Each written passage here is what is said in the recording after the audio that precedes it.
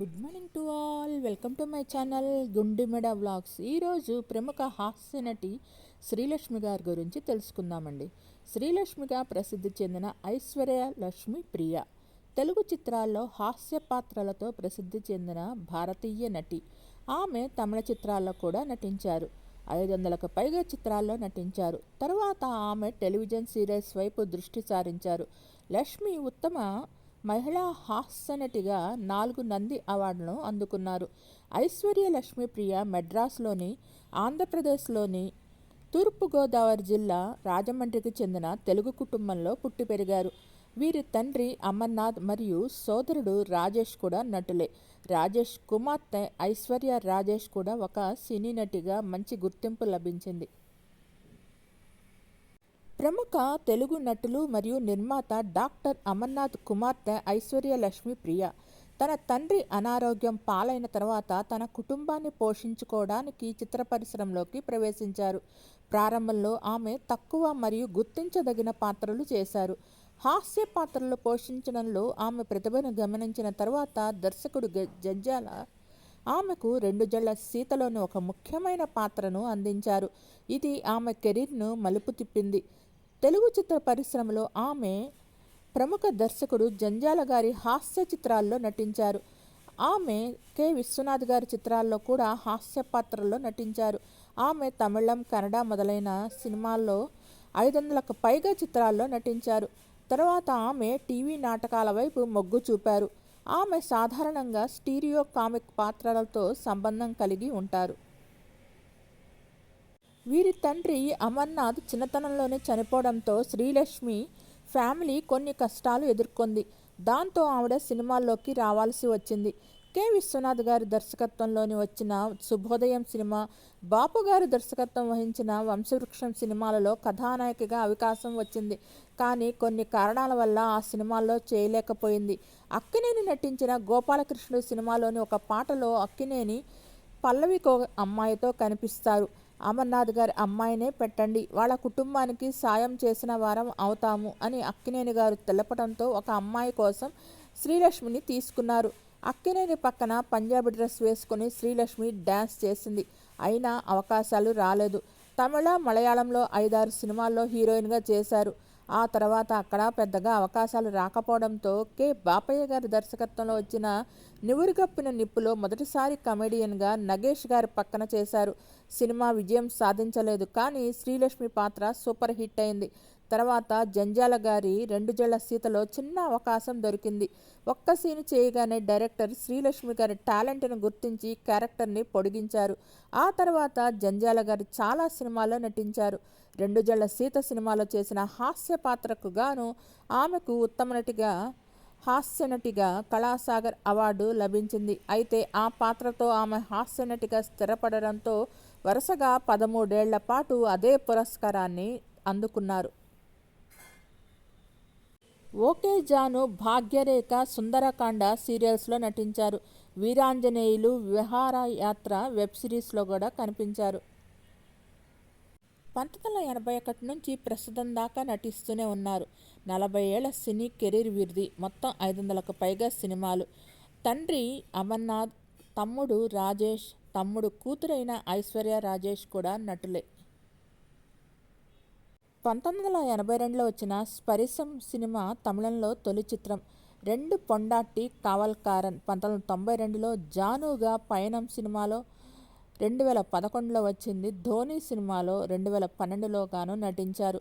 Television serials వచ్చి జయం, రుద్ర, శ్రావణి సుబ్రహ్మణ్యం, అగ్నిపూలు, రాములమ్మ, నేను ఆయన, 6 అత్తలు, సుందరకాండ, మేఘమాల, నా పేరు మీనాక్షి, సరే జాను, అగ్నిసాక్షి, రోజా, మాతృదేవోభవ, ముత్యమంత ముద్దు తదితర సీరియల్స్లో నటించారు. The chronicles of Narnia, the voice of the dawn treader 2010లో తెలుగు వెర్షన్కి గాను డబ్ చేయబడ్డారు. నంది అవార్డులకు గాను ఉత్తమ మహిళా హాస్యనటిగా సహనం సినిమా 1996లో, చెలికాడు సినిమా 1997లో, పోలీస్ సినిమా 1999లో, ప్రేమించు సినిమా 2001లో గాను మొత్తం 4 నంది అవార్డులు అందుకున్నారు. కమెడియన్లు ఎంతమంది వచ్చినా బ్రహ్మానందం అంటే కామెడీలో ఆయన మహోన్నత శిఖరం. కమెడియన్ కావాలనుకునే వాళ్లకు బ్రహ్మానందం ఎలాగైతే రోల్ మోడల్గా ఉంటారో, లేడీ కమెడియన్ విషయానికి వస్తే శ్రీలక్ష్మి అలాగా. ఆమె ఇప్పుడు అంటే అవకాశాలు లేక తెరుమరుగయ్యారు. కానీ అప్పట్లో ఆమె స్క్రీన్పై కనిపిస్తే చాలు ప్రేక్షకులు పొట్టచెక్కలయ్యేలాగా నవ్వుకునేవారు. కేవలం కమెడియన్గానే కాదు, హీరోయిన్గా కూడా చేశారు శ్రీలక్ష్మి. తమిళ్లో 4, మలయాళంలో 2, కన్నడలో ఆనంద భైరవి రీమేక్లో హీరోయిన్గా నటించారు.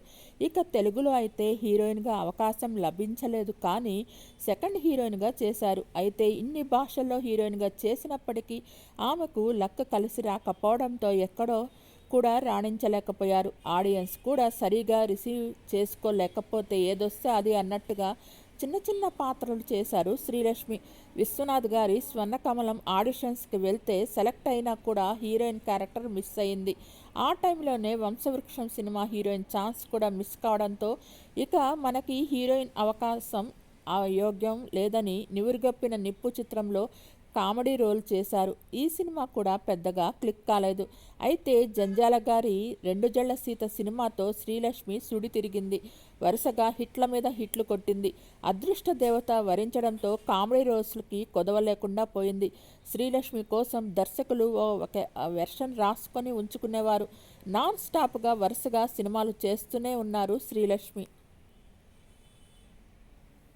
అయితే శ్రీలక్ష్మి సినీ ఫీల్డ్ రావడానికి కారణం తన నాన్నగారే అని చెప్పారు. తన తండ్రిని కొంతమంది దారుణంగా మోసం చేయడంతో తప్పనిసరి పరిస్థితిలో సినిమాల్లోకి రావాల్సి వచ్చిందని ఆ విషయాన్ని షేర్ చేసుకున్నారు. నాన్నగారు అమరజ్యోతి అనే సినిమా తీశారు. యాక్టింగ్ మానేసి మరీ సినిమా తీయడం మొదలుపెట్టారు. ఆ సినిమా తీస్తుండగా విజయ నిర్మల, సత్యనారాయణ, ఛాయాదేవి, అల్లూరి రామలింగయ్య, గీతాంజలి పెద్ద పెద్ద ఆర్టిస్టులను పెట్టి ఆ సినిమా తీశారు. 8 రీళ్ల వరకు సినిమా పూర్తి చేశారు. ఈలోపు సినిమా కొనుక్కోవడానికి బయ్యర్స్ వచ్చారు. కానీ నాన్నగారి ఫ్రెండ్స్ కొంతమంది ఆయనకు ఫైనాన్స్ అవసరం లేదంట, ఓన్గానే సినిమా తీస్తున్నారు అని బయ్యర్స్ని వెనక్కి పంపించేశారు. ఆ విషయం మా నాన్నగారికి తెలియదు. తీరా బయ్యర్స్ డిస్ట్రిబ్యూషన్ కోసం నాన్న మార్కెట్లోకి వెళ్ళినప్పుడు ఆ రోజు మేము డబ్బులు పట్టుకుని వస్తే అవసరం లేదన్నారు. ఇప్పుడు మా దగ్గరకు వచ్చారేంటి అని అడిగారు. అప్పుడు నాన్నగారి చుట్టూ ఉన్న వాళ్ళు మోసం చేశారు. నాన్నగారు సంపాదించిన దాంట్లో చాలా వరకు ఆ సినిమాకే పెట్టేశారు. పైగా మొదట్లో సొంతంగా చేస్తున్నారని చెప్పి మధ్యలోకి వచ్చిన తర్వాత డిస్ట్రిబ్యూటర్స్ దగ్గరికి వెళ్ళేసరికి వాళ్ళకి నమ్మకం కలగకుండా పోయింది. సినిమాని తీసుకోలేదు. దాంతో నాన్నగారు డిప్రెషన్లోకి వెళ్ళిపోయారు. అదే సంవత్సరంలో పచ్చకామెర్లు కూడా వచ్చాయి. మా నాన్న అమర్నాథ్ అంటే ఇండస్ట్రీలో మంచి పేరు ఉంది.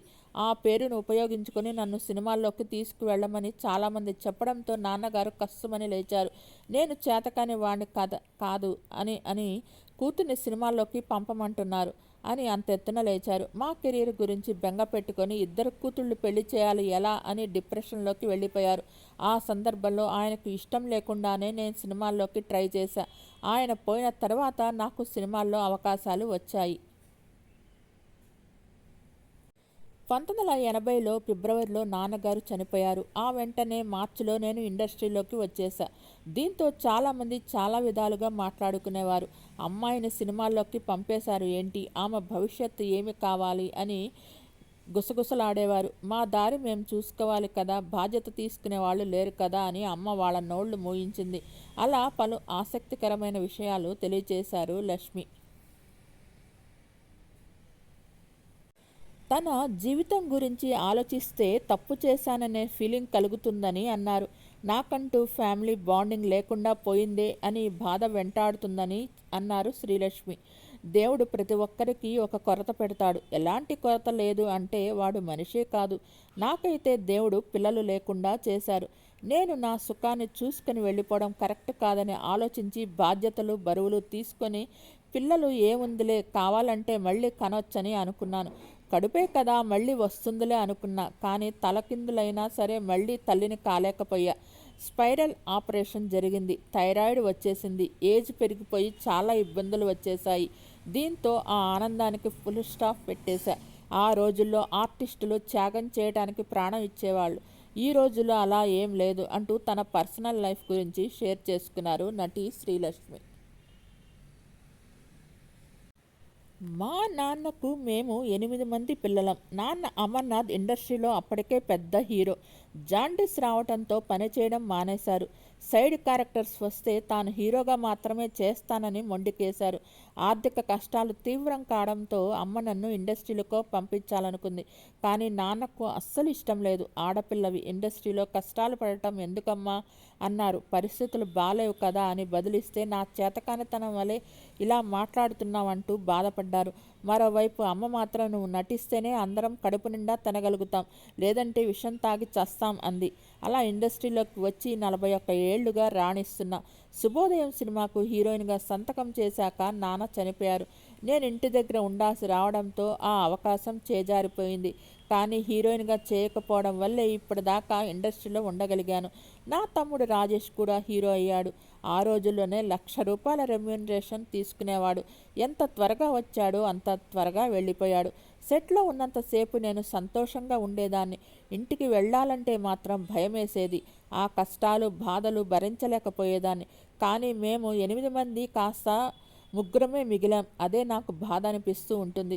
నాకు పెళ్ళయింది, భర్త ఉన్నాడు. కానీ ఆయన గురించి ఎవరికీ తెలియదు, చెప్పను కూడా. ఎందుకంటే తన గురించి అందరికీ తెలియటం తనకిష్టం లేదు. నేను నా కుటుంబంలో చెన్నైలో స్థిరపడ్డాము. అయితే ప్రొఫెషనల్గా మాత్రం ఇక్కడే ఉంటున్నాను అని చెప్పుకొచ్చారు శ్రీలక్ష్మి.